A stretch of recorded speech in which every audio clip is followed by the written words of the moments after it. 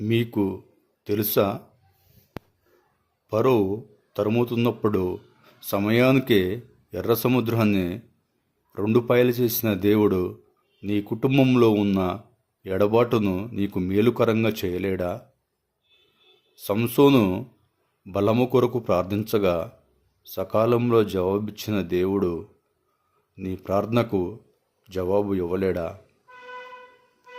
ఇస్సాకునకు భార్య కావలసి వచ్చినప్పుడు రిబ్కాను సకాలంలో నడిపించిన దేవుడు నీకు అనుకూలమైన అమ్మాయినో లేక అబ్బాయినో జతపరచలేడా? మోషేను కాపాడుటకు ఫరో కుమార్తెను సకాలంలో ఏర్పరిచిన దేవుడు నీ కష్టకాలంలో దేవుడు నీకు అండగా ఉండలేడా? షద్రకు, మెషాకు, అబేద్నెగో అగ్నిగుండంలో వేయబడగా సమయానికి ప్రత్యక్షమైన దేవుడు ఆ పాపిష్టి ఊబిలో నుంచి నిన్ను బయటికి రప్పించలేడా?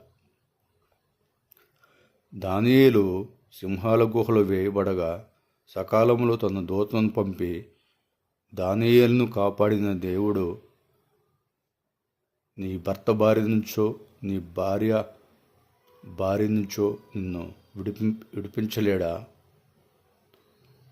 శిష్యులు పడవ సముద్రంలో అపాయ స్థితిలో ఉండగా సకాలంలో నీలపై వచ్చి రక్షించిన దేవుడు నీవు కష్టాల్లో ఉన్నప్పుడు నీ వద్దకు దేవుడు వచ్చి నీ సమస్యను తీర్చలేడా?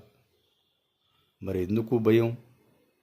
మరి ఎందుకు ఆ ఆవేదన?